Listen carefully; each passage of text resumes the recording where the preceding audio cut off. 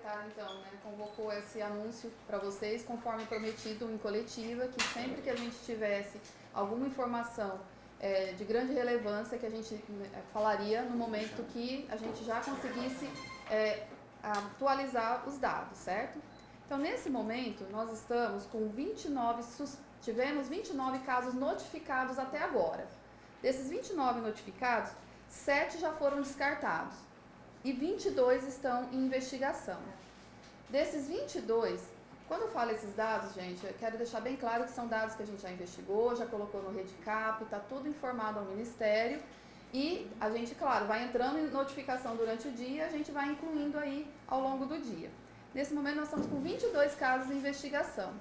Desses 22, um é o caso, né, da mulher de 28 anos, que ainda não temos o resultado do Instituto Adolfo Lutz. Estamos aguardando eles liberarem esse exame, como todos já sabem, porque se eles liberarem também confirmado, também positivo, o nosso laboratório aqui no Hospital de Base, ele já passa a ser um laboratório validado e os exames que ele fizer já vai ser mais ágil essa resposta. Dentre isso, né, ontem nós recebemos a comunicação de um homem de 44 anos que fez o exame também ali no Hospital de Base e o resultado dele também deu positivo no exame do Hospital de Base. Vai seguir o fluxo, nós vamos encaminhá-lo para o Instituto Adolfo Lutz também, mas vamos ver como vai ficar a situação quando sair o resultado desse primeiro caso. Então, até o momento, nós temos, então, desses 22, estão incluídos os 2 casos que são fortemente, né, confirmados aí, os casos positivos, esses 2 positivos. Em relação ao sexo, né, a gente está bem 50% para cada um, né, praticamente 50% sexo masculino e 50% sexo feminino. Esse homem, né, qual que é o histórico dele? Eu acho que é isso que vocês estão mais interessados. É muito importante falar. Esse paciente, ele começou os sintomas dele no dia 12 de março. Né? Ele fez uma viagem para São Paulo, né, saiu daqui no dia 8. Depois, no dia 12, ele começou com sintomas lá em São Paulo mesmo, para uma atividade lá de trabalho. Foi para Santa Catarina no dia 13 e depois retornou a Rio Preto no dia 13. Procurou atendimento. No dia 12, quando ele começou os sintomas, ele apresentou febre, dor no corpo, dor nas articulações, dor de cabeça e dor de garganta. Tá? Ele é um paciente, como vocês viram, ele não teve uma viagem internacional, certo? Ele viajou aqui dentro do país, porém para a área com transmissão comunitária, como é o estado de São Paulo, como é a cidade de São Paulo, desculpa, como é a cidade de São Paulo que tem essa transmissão comunitária. Dessa forma, ele não se enquadra, né, diretamente no critério do Instituto Adolfo Lutz, por isso que ele fez o exame lá via Hospital de Base, e aí com esse exame positivo o hospital nos notificou ontem à noite mesmo, e já tomamos toda a providência de fazer o isolamento dele, domiciliar, né, e dos contatos próximos, certo? Essa é a informação, então, sobre o caso que nós podemos aí estar passando para vocês, né, garantindo todo o sigilo necessário aí à situação. André, por que está demorando tanto esse resultado do Adolfo Lutz? O Instituto Adolfo Lutz, ele é um laboratório de referência que ele está recebendo centenas de amostras por dia. E essa tendência é aumentar. Então é um laboratório de excelência, de referência, porém ele não consegue ter uma resposta tão rápida para todos. A capacidade instalada dele é para X, né, volume de serviço, o volume está muito extrapolado. Isso acontece em momentos de epidemias, realmente isso é esperado até que isso aconteça nesses laboratórios. Por isso que o Estado e o Ministério assertivamente começaram o quê? A validar os laboratórios particulares que já fazem os exames, que foram comprando os exames, que foram adquirindo. Então, dessa forma, a gente vai conseguir uma agilidade maior nessas respostas. Até para a gente saber o que a gente deixa em isolamento, o que a gente tira do isolamento, como está realmente a nossa situação epidemiológica, porque assim, nós somos uma cidade privilegiada que ainda temos essa possibilidade de conhecer esses casos, porque senão nós não saberíamos desses 2 casos até agora, né? Estaríamos tendo notificações, suspeitos, porque o que está entrando está aguardando. Nós estamos aí no momento, vocês viram, com 22 pacientes lá, com exames aguardando esse resultado. Mas vocês fizeram de forma semelhante ao que aconteceu com a mulher? Porque ontem vocês confirmaram que a mulher chegou, trabalhou alguns dias, aí vocês recomendaram que a empresa fosse fechada. Esse homem também chegou a trabalhar, vocês recomendaram que não chegou a trabalhar, ele já chegou sintomático, ele já procurou atendimento, fez o exame e já fez o seu auto-isolamento. Isso é muito importante, né? As pessoas tenham essa consciência que essa pessoa teve, né? Que esse paciente teve.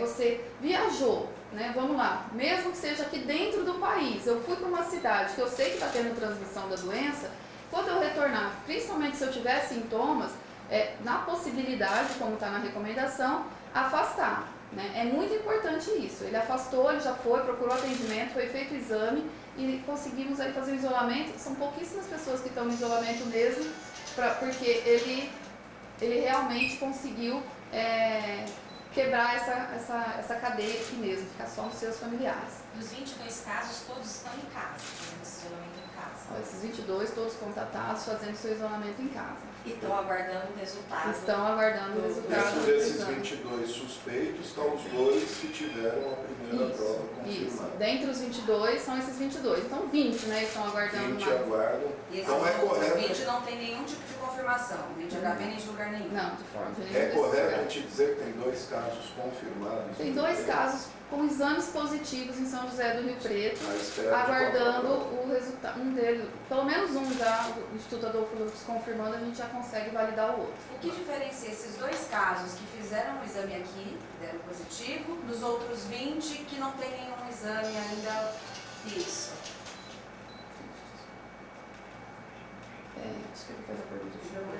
Dos 22 casos que a Prefeitura ainda considera suspeitos, por que 2 já têm esse primeiro exame positivo e os outros 20 não? O que o diferencia um grupo do outro? Esses aí são pacientes que fizeram um exame particular. Lembrando que a Prefeitura, nesse momento, nós ainda não temos, nós vamos, né, como o secretário falou, nós vamos fazer de tudo para agilizar os exames, até adquirir, se for necessário, porque a hora que começar a internar e a gente precisar muito mais dos leitos, que é o que realmente é o maior problema, a gente quer ter uma resposta mais rápida. Então, os 20 suspeitos não fizeram qualquer tipo de exame? Não, esses 20 suspeitos todos fizeram o No exame e foram particular. para o Adolfo Lutz. O exame só do Adolfo Isso, Lutz, aguardando. Isso. Alguns devem estar no HB, gente, eu não elenquei um por outro, mas alguns também foram para o HB e aí o HB ele tem soltado o exame a cada 2, 3 dias, na necessidade lá que ele está entrando. Conforme entrar mais, ele pode soltar até diariamente. Mas o HB faz esse exame só particular? Só particular e convênio. Ele tem SUS, feito uma não. parceria conosco no SUS em que situações muito específicas que nós precisamos aí de alguma resposta, o hospital ele se dispôs a nos ajudar em alguns casos. E aí, posteriormente, a gente vai ver como contratar. E quem contratar, né? Quem for aí seguir os critérios que nós precisarmos e for validado, nós vamos contratar. Quantos Se for descartados, necessário. então, André? 7. 7 descartados. 7 descartados. E com relação à faixa etária desses suspeitos? Faixa etária, vamos lá. Os que estão em investigação. 3 são crianças de 1 a 4 anos, 2 são pessoas de 20 a 29 anos, 7 de 30 a 39, 4 de 40 a 49, 1 de 50 a 59, 1 de 5 a 9 anos, desculpa, devia estar lá em cima, e 2 de 70 a 79 anos.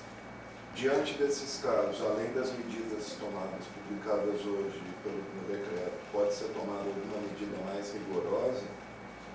Olha, o decreto a gente já fez ele de uma forma, né, a Prefeitura fez ele de uma forma que já está atingindo as necessidades para esse momento de contingência, que é o momento, nós estamos trabalhando como se nós tivéssemos esse caso já confirmado, como se realmente já fosse positivo, e aí a gente tem essa transmissão. Esse segundo caso, né, embora ele não tenha viajado para outro país, a gente não coloca ele como uma autoctonia do município ainda, porque ele teve esse trânsito, esse tempo lá em São Paulo, que é quando ele também, né, teve esse contato com possíveis pessoas que estavam no trabalho, né, na ação que ele foi fazer lá. Então ele tem um vínculo com São Paulo, então nós vamos colocar ele muito provavelmente como importado da cidade de São Paulo, ainda não autóctone nosso. Mas para o Estado, né, isso já tem aí a transmissão comunitária para o Estado, né? Aí entra a validação do que vai ser no Estado. Mas para o município, nosso vínculo com ele ainda é importado. André, muita gente ainda não sabe como agir no caso de saber se eu sei que eu tive contato com um paciente que está nessa lista de suspeitos, ou que teve o caso confirmado e está aguardando a contraprova. Só pelo fato de ter tido contato, eu preciso procurar alguém e notificar alguém, eu também preciso ficar em isolamento domiciliar ou não? O que a gente tem feito? A gente, na investigação dos casos, o próprio paciente, ele relata quem são os contatos dele. Nós investigamos a fundo com quem você teve os contatos íntimos e quem são os seus contatos próximos, né? Contando que aquele contato íntimo é o domiciliar, o contato próximo é aquela pessoa que eu permaneci algum tempo, que eu tive algum contato físico, alguma coisa desse sentido. E aí ele passa esses contatos para nós e nós fazemos o contato com eles. E aí nós colocamos a pessoa em isolamento. Aí a pessoa pode esquecer? Pode. Essa pessoa fala assim, nossa, um amigo meu, ele falou para mim que é positivo, mas ninguém me ligou. Pode estar ligando aqui na Secretaria de Saúde, fala que é contato, e aí pode ser que a pessoa tenha esquecido, né? Porque a gente pede incansavelmente que, se lembrar de alguém, retorna pra gente. Então, isso pode acontecer. Então, se a pessoa acha mesmo que o contato dele é positivo, pode ligar na Secretaria de Saúde, principalmente, né, quando a gente tiver o 0800, que vai ser essa rede que vai centralizar tudo, então vai ser muito importante pra gente isso. Pode estar ligando então no 0800 quando tiver e avisar. Eu sou contato de um paciente, eles já vão estar direcionando para nós na vigilância e a gente vai afinar essa investigação com a pessoa. O secretário ele vai estar afinando isso entre esses dias, como ele falou ontem na coletiva. E aí, nesse caso, então, a pessoa ficaria em algum tipo de isolamento?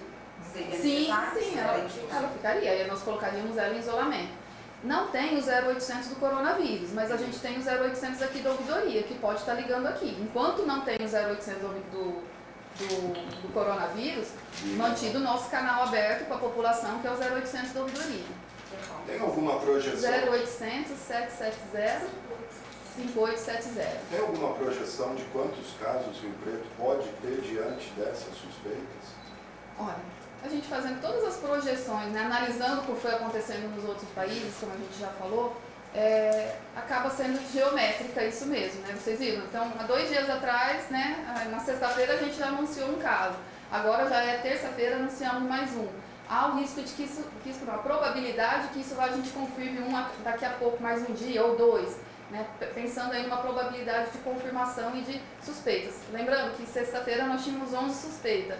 Ontem, né, a gente já estava com 20, agora 22, mais uma certa quantidade ali para a gente investigar. Então isso vai aumentar de forma progressão geométrica mesmo, tanto suspeita e aí com isso confirmação. Dá para falar no número mesmo?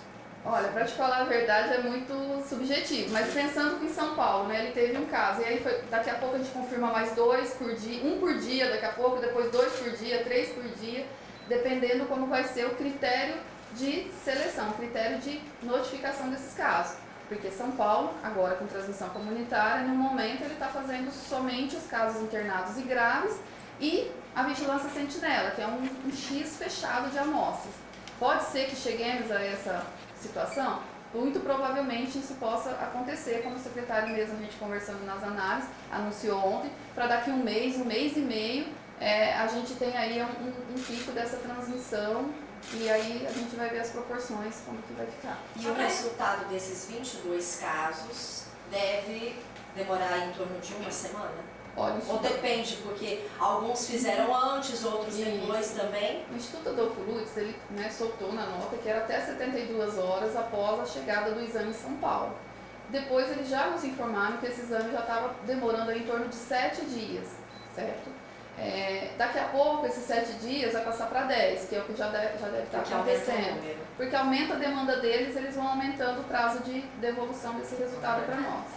Só em relação à pergunta que ele fez, que quando esse número de casos nós vamos ter, todos os lugares tiveram os casos e fizeram as medidas, né? Nós instituímos todas as medidas de contenção antes do pico de transmissão ou de ter circulação do vírus na cidade. Então essa medida de precaução que a vigilância informou é muito importante para que a gente não tenha essa progressão tão grande igual os outros casos que tiveram a transmissão e depois começaram as medidas de precaução. O decreto que saiu já, como a André falou, prevendo todas essas possíveis dificuldades. O pessoal tem comentado muito transporte coletivo, os ônibus, as pessoas muito próximas. Como fazer nesse caso? Olha, é importante, né, que as pessoas, quem não tem realmente como evitar o transporte público, necessita dele, seu meio de locomoção, evitar, né? Entrou, senta, ou se você precisa se apoiar porque você ficou em pé, segura. Não, aí lembra das medidas que a gente sempre fala. Você acha que pode ter tocado algum lugar que possa estar contaminado? Segura suas mãozinhas assim até você achar uma pia para você lavar a mão, né? Ou passa o álcool gel se você tiver essa possibilidade, que você vai reduzir essa transmissão pelo contato. Tá? Agora, pela aglomeração, pela superlotação, é importante mesmo que a pessoa evita. Ela viu que o ônibus está um pouquinho mais cheio, tem esse risco, espera o próximo se puder esperar, sabe? Algumas medidas que ela pode estar adotando individualmente nessa situação para tentar reduzir aí o seu risco. Pelo ar, assim, pela respiração, ou seja, é possível descontaminar. Sim, é a principal via, né? Não tem uma circulação dos vírus aqui ainda para as pessoas se contaminarem dessa maneira, né? Mas a gente tem que lembrar que tem a influenza, né? A gente tem influenza, a gente tem outros vírus respiratórios e vai circular tudo junto ao mesmo tempo. Na verdade, está circulando influenza, nós temos outros vírus sincicial respiratório, para-influenza, que é outro vírus que a gente também identifica, que são vírus que causam resfriados e causam a gripe. Vai ser antecipada a campanha de vacinação? Sim, para segunda-feira. Para segunda-feira a gente já vai estar começando junto com o que o Ministério determinou, nós vamos começar a campanha de forma escalonada. Uma coisa importante que a gente pede é que a população realmente siga o escalonamento, né? Então, nesse momento é para ir os idosos, né? Pessoas com comorbidades, porque são as pessoas que têm maior risco, né, quando for acometida pelo coronavírus. Então a gente precisa protegê-los para influenza, para quando ele tiver um sintoma respiratório, a gente possa direcionar melhor o seu atendimento. E com relação às viagens, que ainda é uma dúvida, a pessoa viajou para algum local com transmissão, a gente já está tendo aqui no Brasil, ela voltou, ela não tem nenhum sintoma, é melhor que ela se resguarde um pouco mais, fique em casa, qual que é a recomendação? Olha, a gente pede que quem tem condição, né, é autônomo, né, que não depende aí de uma série burocrática das empresas principalmente, tenha essa consciência de ficar no seu domicílio, né, fazer o isolamento voluntário que a gente fala. Agora, quem depende da empresa, né, a gente pede que as empresas, né, montem alguma forma de garantir isso se realmente for possível. Não sendo possível, ver maneiras dessa pessoa ficar no serviço, mas ela vai ficar mais isolada, ela não circular tanto. Às vezes ela trabalha no escritório numa sala sozinha o dia inteiro, né? Talvez ela possa ficar em casa, né? Essa negociação, cada caso com o seu empregador. E como que tem sido o tratamento para essas? Se a gente não tem um antiviral ainda, trata como esses pacientes? Olha, o tratamento ele é sintomático, mas aí nós escalamos o Dr. Gustavo, ele vai falar do tratamento para vocês. Milena, os cuidados iniciais em relação, a gente estava discutindo há pouco tempo sobre exatamente esses casos, que são pacientes que viajam para locais onde tem o vírus circulante e retornam para o Brasil, principalmente quem esteve na Europa, porque agora é muito frio e é muito comum o turista viajar para lá e voltar com um resfriado, né? Então muitos vão voltar com sintomas respiratórios, não obrigatoriamente eles são portadores do coronavírus, tá? A recomendação que a gente faz de maneira geral, ela se repete para todas as doenças respiratórias, como foi na época do H1N1 e agora está sendo com o coronavírus. É que a pessoa que tem sintomas e ela não pertence a nenhum grupo de risco, que ela permaneça em casa e comunique seu empregador. Existem diversas políticas das instituições para fazer a contenção da crise nesse momento. Algumas empresas, alguns tipos de serviço têm condição de realizar home office. Quem tem essa condição, é ideal que já inicie isso antes do que ter um caso para ter a necessidade de ser uma recomendação. Quem não precisa, quem não tem condição de trabalhar em home office, deve comunicar à empresa, que todas as empresas têm um SESMIT, que é um Serviço de Medicina do Trabalho, para estar fazendo a orientação do colaborador e uma análise das zonas de riscos. E quando houver algum funcionário suspeito ou confirmado, entrar em contato com a gente pelo 0800, porque aí nós vamos fazer a análise desse local, a vigilância faz toda a recomendação para um lugar específico, né? Quem viaja e volta, se tiver sintoma, deve permanecer em casa. Quem deve permanecer em casa? As pessoas que não são dos grupos de risco, que são as crianças, os idosos e os imunodeprimidos. Esses, quando voltam, devem procurar atendimento. Não dá para todo mundo procurar atendimento, porque isso aumenta a circulação do vírus. E os cuidados, que era sobre a segunda pergunta em relação ao tratamento, não dota de nenhum tratamento específico, algum medicamento que você toma para inativar o vírus. E sim, depende muito da imunidade da pessoa, e por isso que é muito importante a pessoa se manter com a imunidade boa, a alimentação saudável, evitar evitar muita exposição, sempre estar bem hidratada. São cuidados que a pessoa deve ter na vida toda, né? Principalmente agora nessa situação. E os medicamentos para os sintomas. Os casos que têm falta de ar, esses casos devem procurar emergência porque precisam normalmente de monitorização ou algum cuidado mais avançado. Aproveitando que vocês estão todos aqui, é muito importante que a pessoa só procure emergência nesse momento quando ela estiver encaixada dentro desses casos suspeitos. Pessoas que têm problemas ambulatoriais, que está com dor de barriga, está com outros sintomas, que precisam de um acompanhamento, que tem o costume de ir na UPA, por favor, não vão para a unidade de emergência nesse momento. Se for um caso grave, está tudo funcionando normalmente, vai ser atendido de maneira normal, mas o ideal é que procure um atendimento ambulatorial, ou no OBS, ou no serviço privado para quem possui serviço privado, mas que evitem ao máximo circular nas unidades, nos equipamentos de saúde, como a gente sempre diz, porque é uma doença de transmissão respiratória que pode disseminar muito rápido. Então o ideal é que a gente evite isso. Não dota até o momento de nenhum cuidado específico, apenas os cuidados sintomáticos e os cuidados de emergência para os casos mais graves. A nossa preocupação não é só com o sintomático que dá o possível coronavírus, mas para todas as outras pessoas que estão na unidade, que vão por motivos diversos, que nesse momento que tem a consciência que pode estar estando numa zona de risco, ela pode se contaminar ou pode vir a contaminar outras pessoas. Então é muito importante ter essa precaução nesse momento. Doutor, deixa eu fazer uma pergunta. As pessoas estão desesperadas para comprar álcool gel e não tem mais em muitas farmácias. E aí, qual que é a sua orientação? Primeiro, eu queria também saber se esse álcool é eficaz, até que ponto, e quem não conseguiu comprar, quem não acha, pode usar o quê no lugar? Ou só água e sabão mesmo, para lavar as mãos? Ótima pergunta, porque assim, a transmissão ela é sempre por via respiratória e por contato. As medidas de higiene, elas devem sempre existir. Não é porque nós vamos aproveitar agora que está com foco nisso para pessoas se conscientizar de fazer sempre. Quer cobrir o rosto, o braço, ao tossir, lavar sempre as mãos, evitar ficar colocando a mão em locais de muita circulação, de tocar muito próximo das pessoas. E a higienização das mãos previne sim.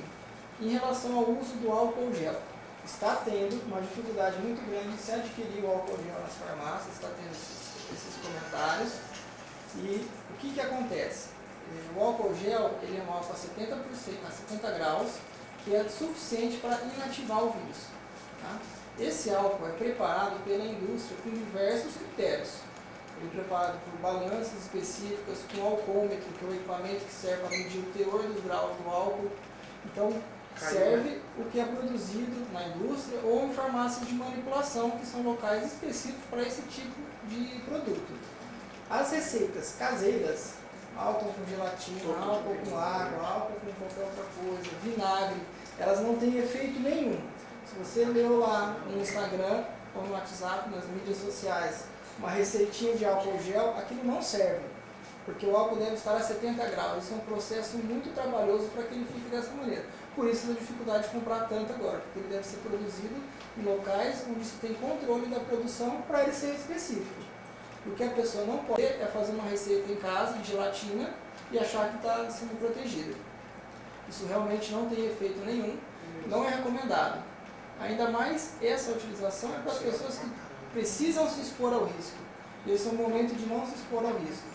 Né? Nós não temos vírus circulante aqui em Rio Preto, isso é muito importante a gente ficar frisando, porque não há necessidade de pânico.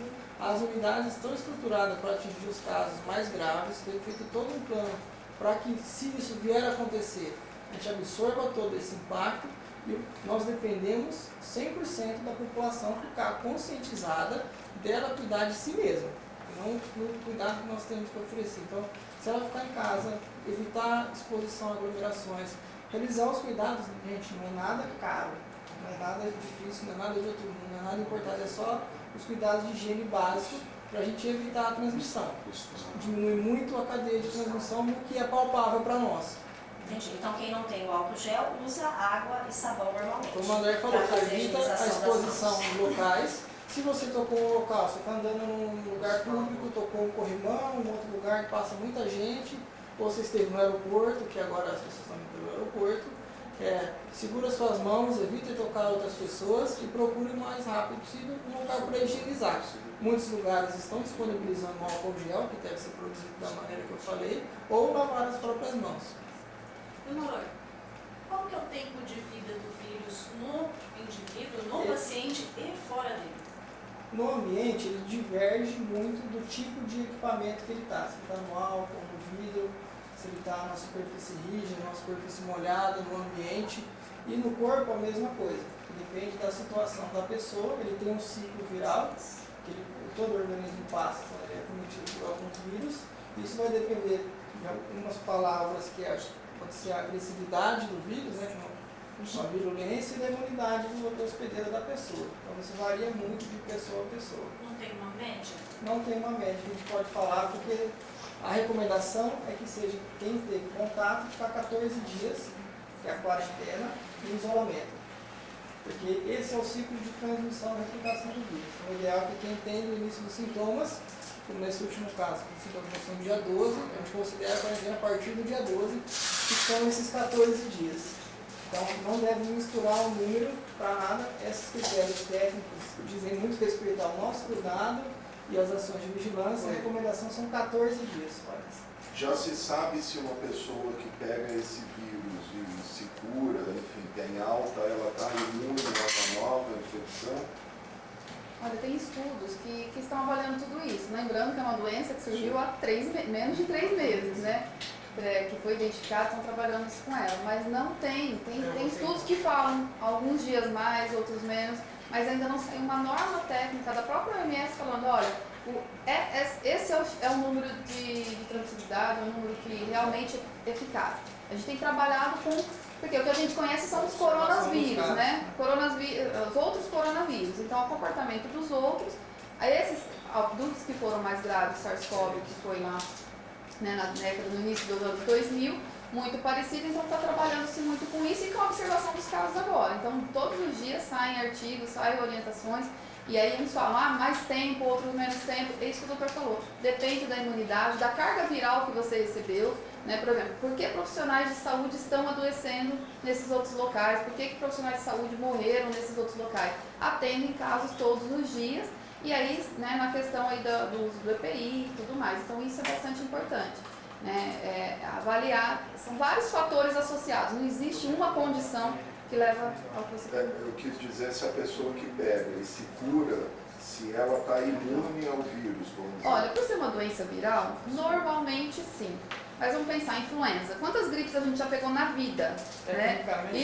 E não tem tantos vírus, né, classificados com tanto de vezes que a gente possa ter ficado gripado. Porque os vírus eles vão sofrendo mutações. Ele fica com o mesmo, o H1N1 hoje, por exemplo. Ele não é o mesmo H1N1 lá no começo da pandemia. Ele foi sofrendo algumas mutações aí ao longo do tempo e as pessoas vão se expondo. Essas mutações, o importante é que quando surge um vírus novo, todo mundo é imune, todo mundo é suscetível, não é imune, e aí não tem nenhuma resposta. Mas se eu já peguei o H1N1, por exemplo, né, que todo mundo conhece melhor, eu peguei ele no passado, mas eu entrei em contato, ele teve uma mutação importante, ele muda até de nome, tá, no finalzinho do nome dele, ele muda a composição ali, parte do vírus, mas a base dele é ainda do H1N1. Eu posso ter uma infecção mais leve, né, então por isso que a gente fala que esse vírus se torna sazonal, né, com as pequenas mutações que ele vai surgindo. Por isso, existe uma imunidade, mas até que ponto a gente ainda não sabe, dependendo dessas mutações. Com relação às medicações, que está circulando bastante informação sobre ibuprofeno e sobre corticoide, qual que é a recomendação dos pacientes? Estou te ouvindo. Olha, em termos de protocolo de vigilância, nós não temos nenhuma recomendação quanto a esses tratamentos. Existe o tratamento dos pacientes sintomáticos respiratórios, que aí o doutor vai explicar, porque assim, é uma doença respiratória e é tratada praticamente como as outras. Não tem nenhum, como eu falei anteriormente, não há nenhum medicamento específico e a gente não recomenda que essas pessoas sejam automedicadas nas suas casas. O caso que tem sintomas que evoluem para os casos mais graves, principalmente que tem falta de ar, precisa passar por atendimento. Os outros pacientes que têm uma dor de cabeça leve, coriza, têm dor de garganta, às vezes eles têm amidalite, infecção da garganta, às vezes é um resfriado comum, que é os outros vírus que a Andrea falou, que não chega nem a ser uma síndrome gripal. Essas pessoas podem fazer as medidas que elas são habituais a fazer em suas casas. Não há nenhum medicamento e diversos remédios que a pessoa vai tomar com dependendo da indicação de cada um, ou da preferência de cada com o seu quadro clínico, mas nada específico, nenhum medicamento que ela deve tomar, principalmente a prednisona. A gente não recomenda o uso indiscriminado, porque é um corticoide, e algumas pessoas que têm comorbidades sofrem algumas alterações pelo uso repetitivo dessa medicação. Quando for prescrito ou tiver orientação, aí sim usar os medicamentos.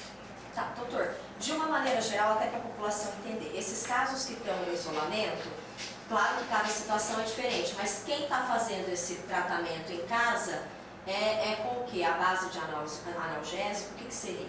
A maioria nada, porque são sintomas muito leves e são em casos suspeitos. Às vezes é uma leve coriza, um resfriado, que ele vai usar medicamentos que a gente chama de sintomáticos, que são antitérmicos, quando ele tem uma febre, analgésicos, quando ela está com muita dor de cabeça. Não há nada específico para que ela tome para isso melhorar, sim para aliviar os sintomas que ela está sentindo, igual um resfriado comum ou uma síndrome gripal. É muito importante que as pessoas, como eu disse, mantenham a imunidade boa, né? Se alimentem bem, se hidratem bem, para que evitem demais sintomas de todos os casos de doença. Eu queria falar com vocês uma coisa que eu acho que é muito importante vocês falarem até a todo momento, tá? Vocês ajudarem a gente nisso. Pessoas, como o doutor falou, que tem um resfriado, tá com tosse, tá com uma coriza, ou qualquer sintoma que ele sentiu que amanheceu um pouquinho diferente, aí o sintoma respiratório dele, é um caso leve, como ele orientou, ideal ficar em casa, né? Não procurar o serviço de saúde muitas vezes, vai ter o 0800 para essa pessoa procurar, tirar suas dúvidas, não vai ter um desamparo quanto a isso, né? Fiquem tranquilos, mas principalmente, tem febre, tem coriza, tem qualquer sintoma respiratório, não façam visitas aos idosos, não visita um vô, não visita um tio, não visita um amigo idoso. Nós estamos numa fase de proteção dos nossos idosos.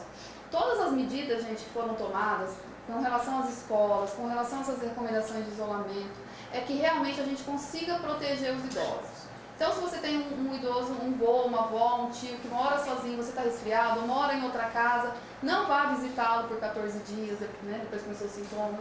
Ou mesmo mora na mesma casa, não tem como realmente você ficar longe dele. Faz o quê? Você fica mais afastado dentro de casa, separa os seus objetos de uso pessoal, então não divide toalha, não divide copo, não divide nada que possa transmitir alguma coisa para esse idoso, fica mais separadinho dele na casa, protege. A nossa missão nesse momento é proteção aos idosos e doentes crônicos. Tudo que eu falei para idoso inclui aí doentes crônicos, porque realmente são as pessoas que foram mais acometidas aí nos outros países. A postura do decreto em ter essas precauções é ideal que faça isso. A precaução do que a gente não teve ainda. Então, isso que a Andrea falou, que eu pedi, eles não visitem as emergências. Se você está com sintoma, não vá ter contato com outras pessoas.